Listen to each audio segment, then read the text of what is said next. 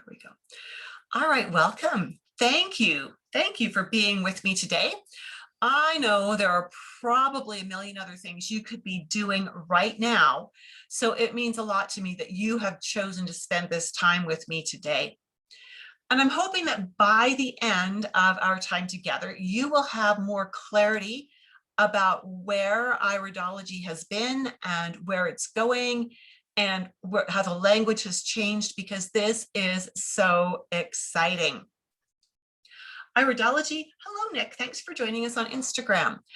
Iridology has been evolving for nearly 200 years. Our understanding of iridology has undergone massive changes and research has moved us forward. At least it's moved those of us forward who've chosen to keep up with the research. Somehow in that forward movement though, old language has persisted. Now there's a challenge with that, and it's that the old language, and I learned the old language when I first started iridology 4 decades ago. The old language is misleading, and it reflects a lack of understanding of the up-to-date research. And the sad thing is so much of the old language is still being used. Hello, Almonk, thanks for joining us. We know that iridology is an unlicensed practice. And so as an unlicensed practice in the holistic world, we have to avoid diagnosing if we are iridologists. We have to avoid recommending therapies based on a disease name, because recommending therapies based on a disease name is an error-riddled way of working, because the wrong diagnosis often means the wrong treatment. You will notice as we go through our marker names today that the old language was very diagnostic in nature, while the new language instead is very descriptive. So just before we launch into that, I'd like to spend a moment introducing myself and sharing with you why I'm qualified to give you this information today. And I'd like to spend just a few seconds introducing an upcoming course. Does that sound okay with you? You okay with that? Amazing. Alrighty, so you can see me on the screen there, and if I look away from the camera, it's just because I'm checking Instagram to make, checking both Instagram and Facebook to see how we're doing there. I got into holistic healing just over 40 years ago because I had some health problems that the medical world was having no success sorting out for me. And I got frustrated. I was a teenager, a late teenager, like 18, 19 years old. And I was so done with the way they were managing things. Even as a teenager, I was a little bit determined to do what I needed to do. Loria, it's so good to see you on Instagram. And Woody, thanks for joining us. Thank you for being there. So I have been in the holistic wellness business industry for 4 decades. I've written books that I have self-authored: Pregnancy Naturally, the Herbal Birth Kit Handbook, Healthy Kids Naturally, The Essential Guide to Nature's Sunshine Products, Biokinesiology and Color Therapy Level 1 and 2, and the Confident Nutritionist Dynamic Iridology textbook.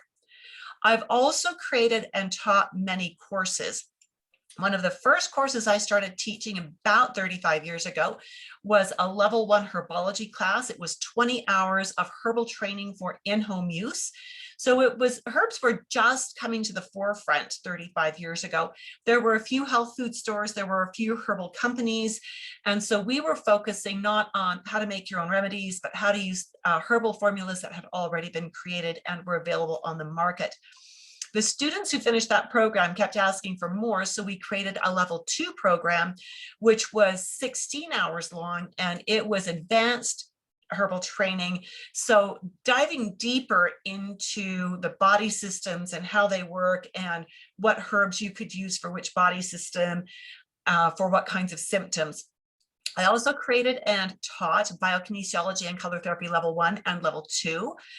For a few years, I was a certified childbirth educator through the ICEA. So I developed and taught prenatal or antenatal classes.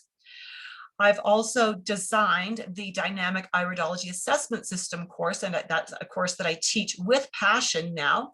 This is a course that contains all of the curriculum needed by the International Iridology Practitioners Association for students who choose to seek to work towards certification. My course includes what IPA calls level 1 and level 2 herbology. So if you stay with me till the end, hello Jumpseat, it's good to see you. And Payman, thanks for being there. If you stay with me to the very end, we will take a moment. Actually, I think we're going to do that right now. Just introduce the course very, very quickly, and I will share with you actually a link. If you're with me on the webinar, I'm going to pop this in right now. And the course itself, Dynamic Iridology Assessment System for Holistic Health Practitioners, is the only taught live, online, fully mentored iridology course for nutritionists, herbalists, and naturopaths who want to streamline their clinical work without sacrificing client care. I see too often that holistic practitioners see a client the first time, send the client away with a tiny bit of information. Then the practitioner goes and spends anywhere from 2 to 20 hours creating a program for the client. The client comes back, practitioner delivers the program, the client never comes back after that. And so we need to resolve that because the clients don't stick to those big programs, right? We need to resolve that. And that is a part of what I teach in the Dynamic Iridology Assessment System. I teach iridology, I teach the markers, I teach how they integrate with the body, I teach what questions to ask when you see certain markers, I teach you how to correlate symptoms to markers, to questions, to the answers clients give you, and I teach you how to create your programs for your clients right in session. So we're not creating a program that will take your client from now till the end of time. We're creating a program that will take your client from now till the next appointment. All right, so we are building things gently and gradually and teaching our clients in steps and stages that allow them to create new habits that will support them in their health. I've worked this way for decades, and because of that, I have clients, third generation clients now. I'm working with grandchildren of my original clients, and I've got many of those clients from way back 30 to 40 years ago who are still my clients. And that's exciting. That's a kind of longevity that is not seen in many holistic health practices. So when I teach iridology the way I do it so you as the practitioner can stop working unpaid overtime to create your client programs, so you can stop overwhelming your clients with programs your clients simply can't do. And I do it so that we can help you create programs that will increase client compliance and their success and long-term retention. All right, are you ready to look at some eyes? If you are ready to look at some eyes, give me a wave or a thumbs up. And while you're doing that, I would love it if you would just give me a little bit of information about yourself. I like to tweak my presentations on the fly. And so I need to know, do you have iridology under your belt already? And if you do, what style of iridology did you learn? Who was your teacher? I'd love to see that in the comments, because that will help me to understand what I need to focus on in our next about 30 minutes together. So if you'll let me know, if you've got some background, and if you do, who your teacher was. While you're doing that, let's dive in.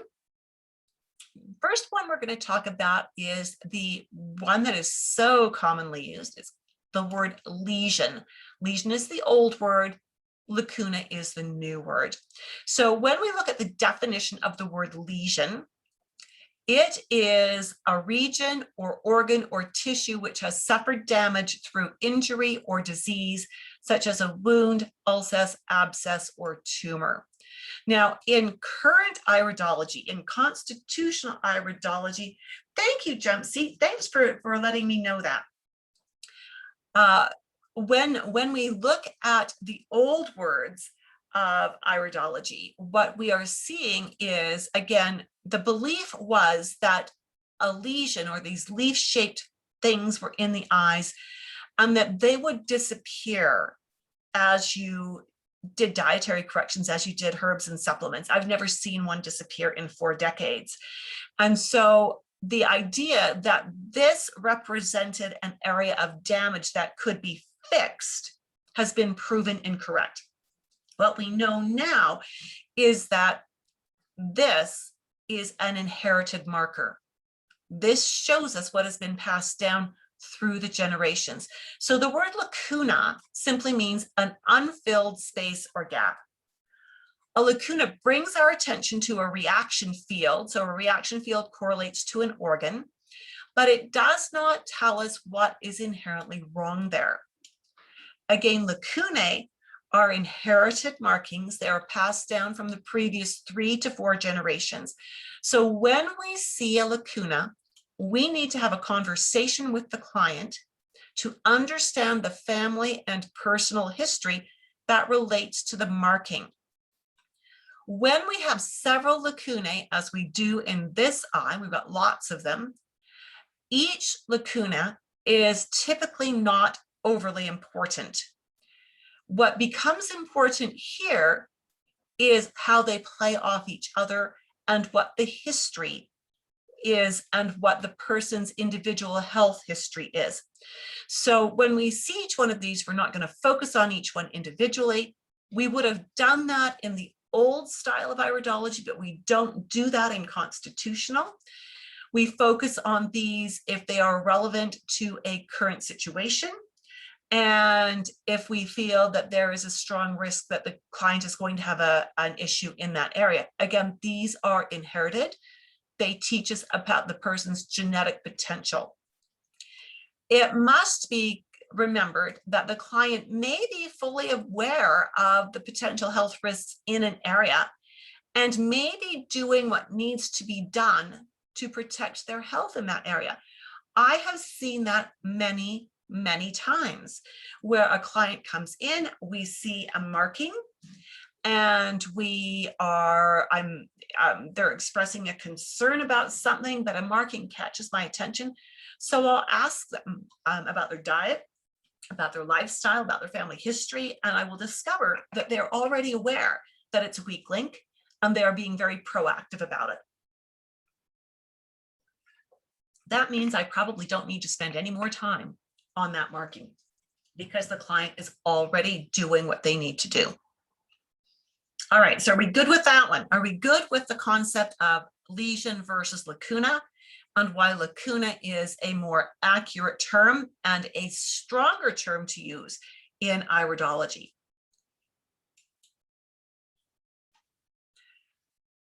The next one we want to talk about again is has to do with this white band that we see towards the outer edge of the iris. This would be sitting in zone 7, 6, and actually reaching into zone 5 even for those of you who have an iridology background.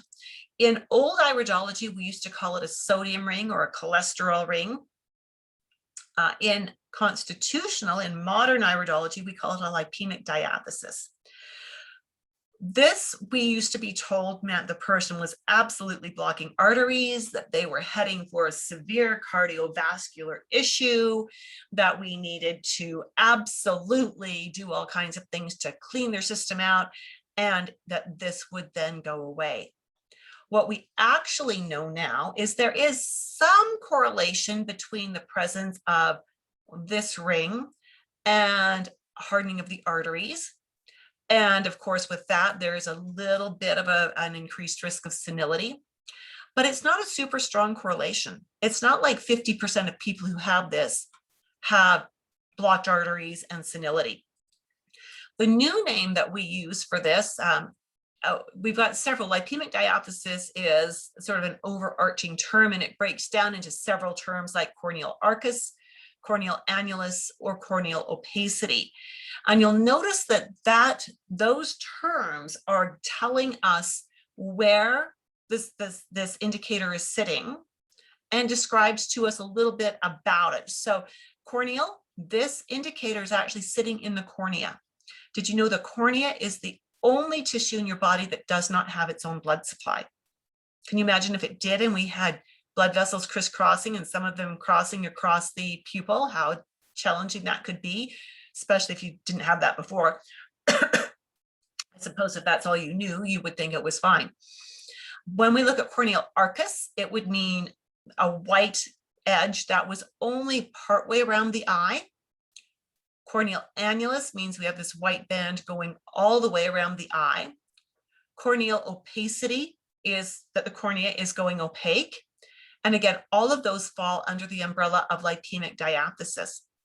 Now, what this actually tells us is that the liver is messing up, that the liver is not handling carbohydrates properly.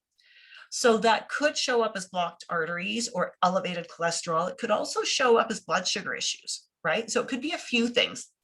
So when we see this, we're not going to jump to conclusions that this person is headed for a stroke or a heart attack or needing a coronary bypass or anything like that. We're going to ask questions about their personal history, about have they had their cholesterol checked? Have they had their triglycerides checked? How are their blood, how's their blood sugars? How's their hemoglobin A1C?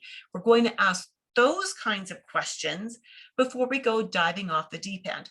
What we know is the cornea absorbs these lipid-like things, but it does not give them back. So this ring is never going to go away. It is always going to be there. And once it develops, it will always be there. It develops with time. It develops under genetic influences and or under poor dietary circumstances. Is that making sense? If that's making sense, give me a yes in the comments box. Okay, and I would love to see some comments and some interaction here. You know, you'll get more out of me the more you play with me in my sandbox, just saying. All right. Thank you, Melissa. Thank you so much for saying that made sense. Appreciate that feedback. And anybody else who wants to chime in, please do. You will often see these lines that are going around and around and around in an eye like this, called nerve rings or stress rings or cramp rings. Thank you, Teresa. I appreciate that comment. These are not the result of worry or of stress. They are not going to go away when life gets better. I don't know how old you are, but I'm going to tell you from my experience of being on this planet for over 6 decades, that just when you think the stress is going to ease up, it doesn't. It just changes, right? It just comes at you from a different direction. And you have a couple of choices. You can get stronger and deal with it, or you can crumble and collapse. Really, those are the only 2 choices. Unfortunately, most of us find ways to deal with it, right? So important. So these are actually an indicator instead that this person lives in what we call the sympathetic response zone. So if you've got some anatomy under your belt, you'll be familiar with the terms of sympathetic and parasympathetic. And you know that the sympathetic response zone is the one that helps you deal very quickly with a crisis. It's the one that raises your blood pressure, it raises your respiration rate, it shuts off your digestion, it dilates your pupils, it does all kinds of things to help you get ready to fight, freeze, or run, right? Those are your 3 choices when you're faced with stress. You can either face it and deal with it, run, or just freeze.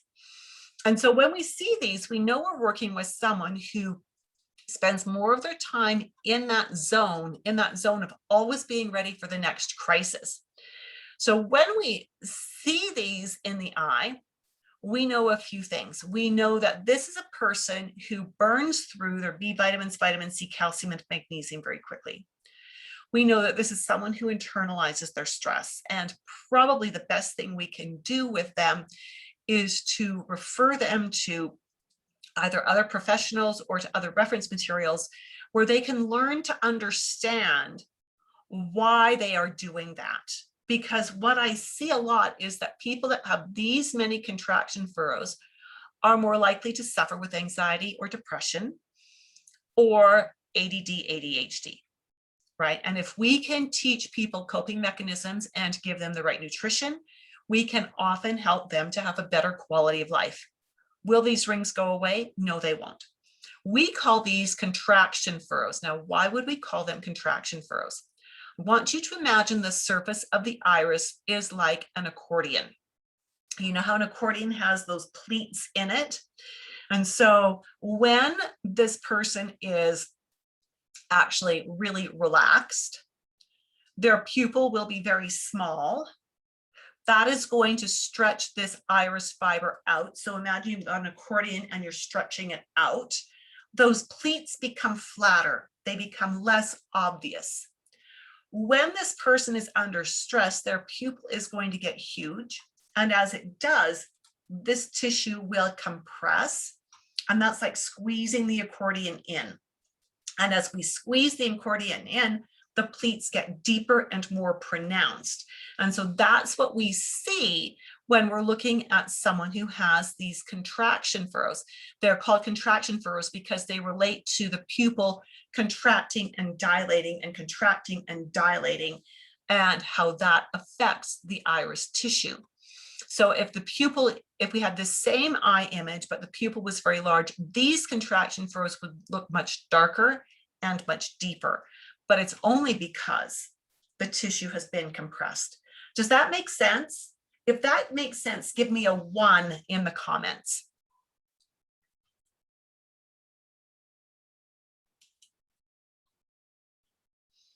Thank you, Melissa. Excellent.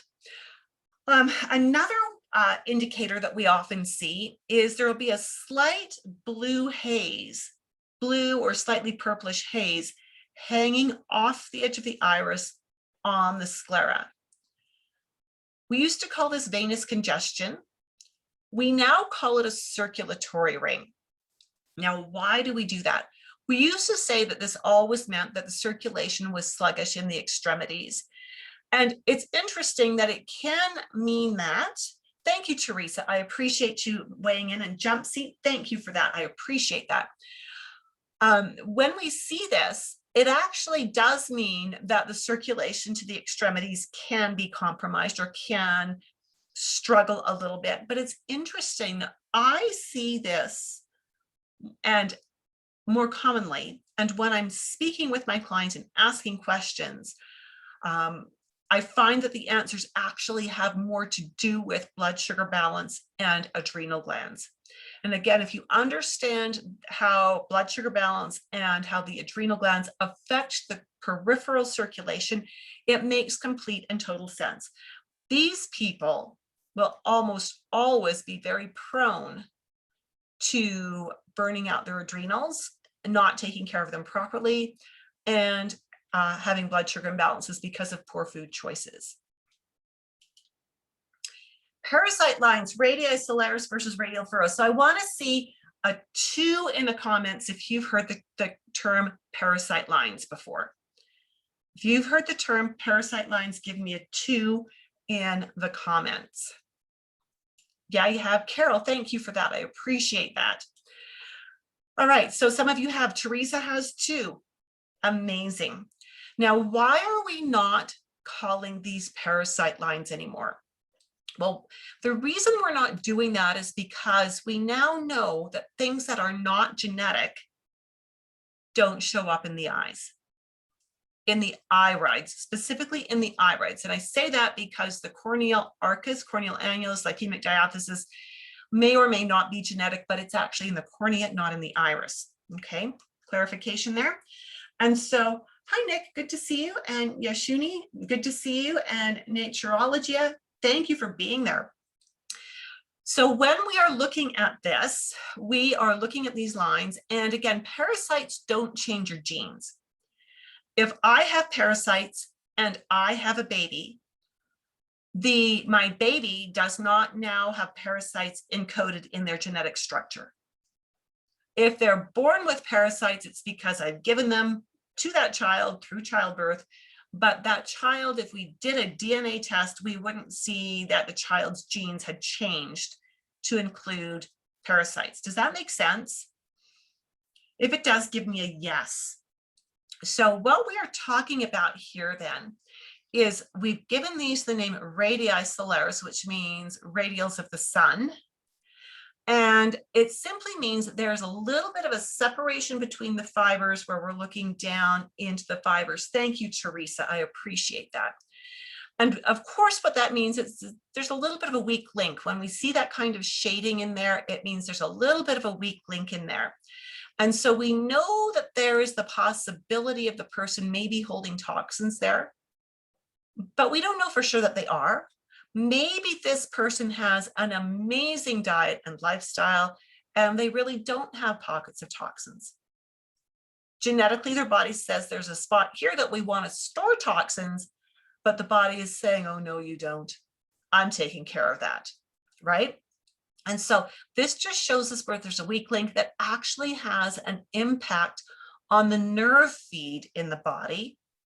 Wherever these are, it's showing us where there's an impact on the nerve feed to that part of the body. And so these are not about parasites at all. They are simply about nerve feed and a weak link. How many of you have seen on various social media platforms where someone will post an analysis of an iris and they'll say, oh man, you know, you've used too many prescription medications? If you've seen something like that, give me an RX in the comments box.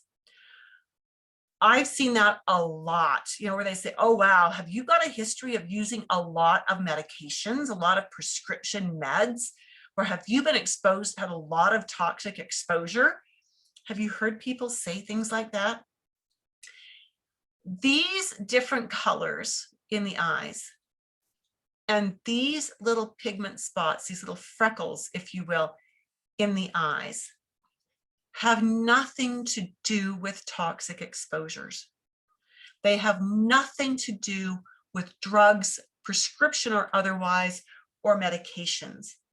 What they have to do, hello, Yvonne, thank you for joining us on Facebook. Lovely, thanks for being there. And so they have nothing to do with that. These are inherited. These colors in here are inherited. These pigment spots, the tendencies that these indicate are inherited. Now, I'm landing hard on this because North Americans are cleanse happy. They want to be told, it seems like they want to be told they're full of garbage, they need to do a cleanse, and they wear this badge proudly that says, I'm doing a cleanse, you know, I'm on a cleanse right now, or I just finished a cleanse. And I think it's crazy to think like that, because how much smarter would it be just to make the necessary lifestyle changes, necessary dietary changes, take the right supplements ongoing, to not put trash in the body and to take the garbage out regularly. Hello, John Jensen, good to see you, and H13666, thanks, good to see you. Wouldn't that be smarter to work preventively rather than, you know, living a riotous life, and I'm being facetious there, and eating junk and garbage, and then having to go in and do a cleanse twice a year? Wouldn't it be smarter just to make good choices most of the time and prevent that problem? I often liken the way we are in North America, especially, to you own a beautiful home, and maybe you've got children or pets, and you've put them outside in the backyard for the day because it's a beautiful day, and you spent the day cleaning the house, and then it rains and the kids are still outside, but they're having great fun because it's muddy. And you finished cleaning the house. You've done your work. You open the door, and instead of saying to the kids, take those muddy shoes off outside, instead of saying, let's get the garden hose and hose the dog down outside, you say, come on in, run through my house with the mud, because I love cleaning so much that I want to clean this house again next week. That's how people treat their bodies, by eating poorly. Hi, and Eye Shining, thanks for joining us. That's how people treat their bodies when they don't do solid nutrition on a daily basis. What do these colors tell us in the eyes? Each color tells us about an organ that wants to be out of balance, that genetically is programmed to have a struggle at some point in time.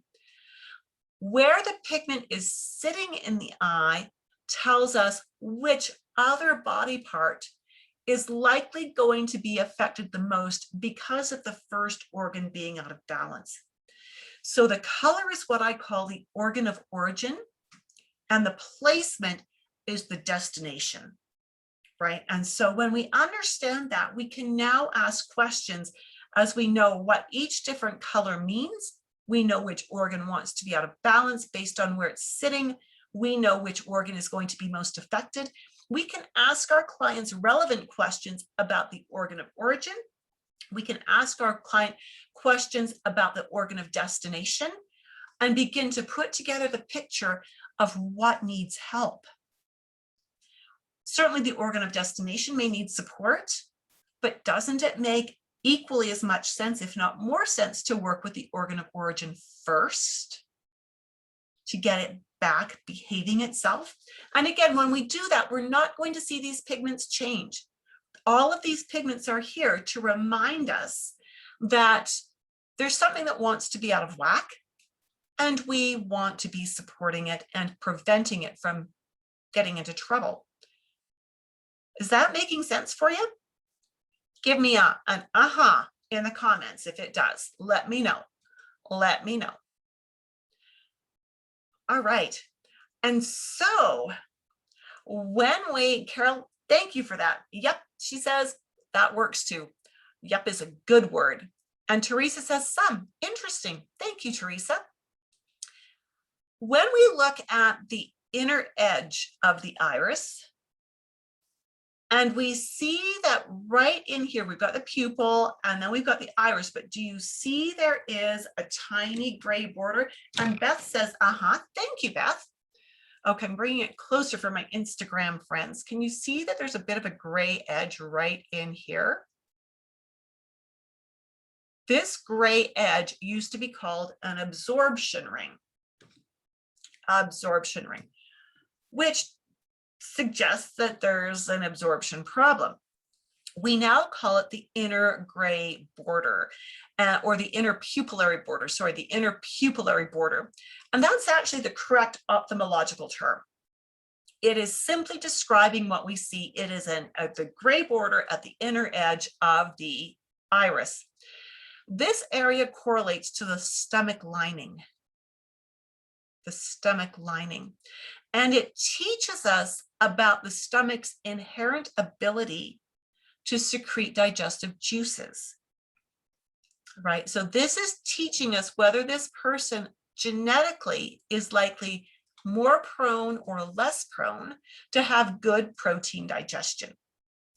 When we understand that they are maybe less prone, then we know that there may be problems in the intestinal tract with how they assimilate the amino acids, because they may not have broken those long chains of proteins down into small enough chunks of amino acid to do the body any good. All right, so it's not really about absorption. This tells us about the digestive functions at the stomach level. Hello, Rachel. Thanks for joining us. Rheumatic eye versus febrile eye. Rheumatic eye versus febrile eye. So when we are looking at an eye that's like this, and again, I'm going to help my Instagram friends out by bringing my camera closer. When you see this eye, it's a blue eye, right? I think we can all agree on that. Do you see how white it also appears right in the whole iris itself? We've got lots of white, bright white. That bright white teaches us, or is what we would call a febrile eye. Now, I mean, the term rheumatic eye, not a great term, right? This has no correlation to rheumatic fever or rheumatoid arthritis. So we just take that rheumatic eye and take it right out of the picture. We are going to call this a febrile eye. What we find is that when we see this in a child, well, in anyone, it usually means that as a child, they were more prone to fevering when their immune system was activated. So a fever was the very first indicator they had. And so the febrile eye simply tells us a bit about the chemistry, but it also speaks to the point that they may also have had a strong history or maybe prone to a strong history of fevering. I've worked with adults who have this type of eye. And even as adults, I'll ask them a question. How do you know when you're coming down with something? When you're, developing a flu or something like that, and they'll go, oh, I always get a fever, right? And so it's an absolute giveaway.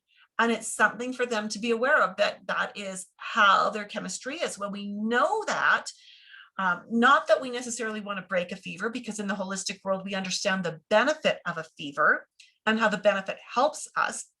But we want to do things instead of preventing the fever to help reduce the chances of them getting sick, of them developing something. So we want to clean up the diet so there's not as much garbage in their system for their body to scavenge, or for viruses and bacteria to scavenge and create infections with. This is the type of eye that we were taught was called a weak constitution. Would that just make your day for someone to say, gee, you've got a weak constitution, right? I don't know, thanks, but no thanks. There's enough challenges in my life without someone saying I've got a weak constitution, right? In reality, we are instead going to call this a connective tissue type, because what we're looking at is the fiber structure and the fiber density here. We're looking at, are the fibers fairly straight and well organized, or do we have lots of gaps in here? Do we have a lot of fiber that looks very wavy and wobbly and tangled? Those are the things that we are looking at to assess what our subtype, this is our structural subtype, is. This kind of person can have structural weaknesses, or if they've learned the rules of health well for their body, they can be just fine. Right? And so we call this a connective tissue type. They do need to make sure their nutrition is on track for their entire life to protect their structure, because they are a little more prone to their structure breaking down, whether it's collagen, whether it's ligaments and tendons, whatever it is, they're more prone to it breaking down. And so when we approach it from that perspective, from a preventive angle, we talk about how this person may have challenges keeping their structure strong. And I will ask, are you prone to strains and breaks? Are there activities that you don't participate in because you feel like you're at risk?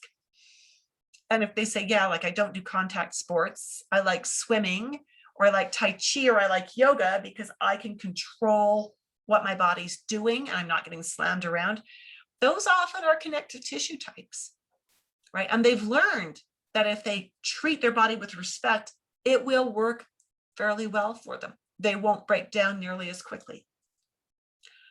This, on the other hand, would be what we would call a strong constitution, or we would have called it that in the days gone by. We are going to instead call this a neurogenic subtype. So comparing this to the image we just looked at, can you see that the fiber structure here is the fibers much more dense, much more well organized? They almost look like they've been combed and laid out neatly. So this is someone whose body responds quickly and easily to good nutrition, good supplements. They come in with a health concern. You give them a couple of pieces of homework. They call you 3 or 4 days later going, wow, this is amazing. You're a genius. Whereas the person we looked at just a slide ago, you give them their homework and you want to tell them up front, it's going to take 3 months to lay a foundation and a month for every year you've had the problem. So this is going to take a while. When you say that, they go, I already know that. I know my body is slow to respond. Great. That makes it so much easier to work with. So these people, their biggest challenge is they figured out early on that their body is strong. And that often means they don't take care of it. They feel like they can get away with anything. So, teenagers and young adults partying hard, being up late, eating junk food, drinking alcohol, just going off the rails. And then they might straighten out a little bit in their 30s and 40s. And when they're in their late 40s, early 50s, they come and they say, well, I can understand it. I don't feel well. I'm falling apart. It's like, well, it's those years of garbage that you did to your body, right? your body can only put up with so much.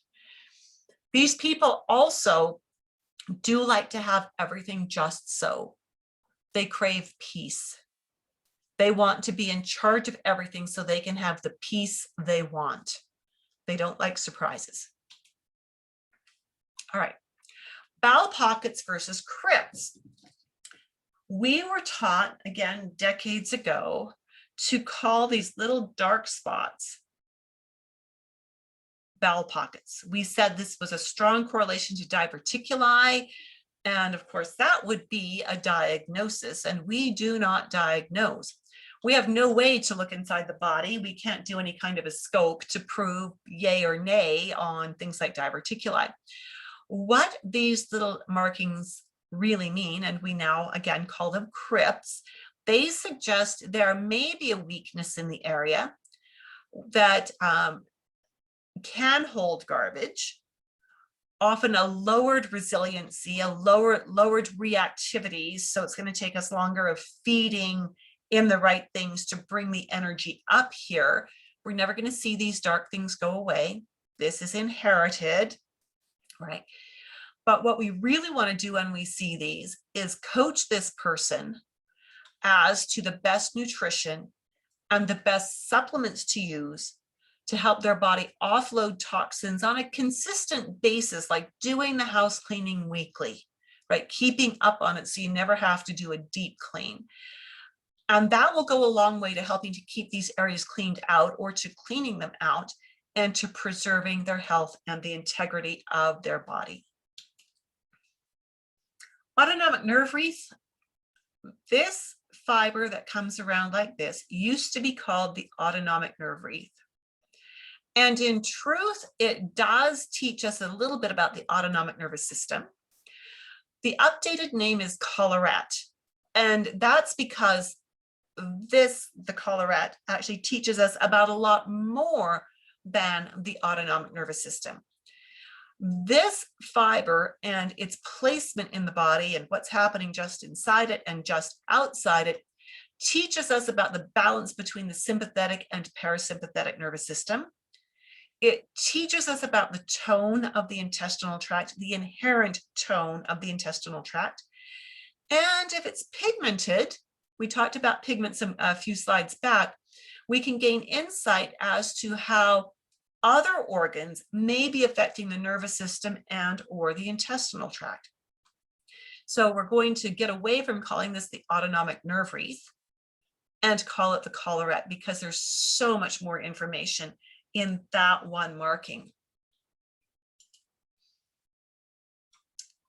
This marker with these white clouds that come around the edge used to be called the lymphatic rosary. How many of you have heard it called the lymphatic rosary?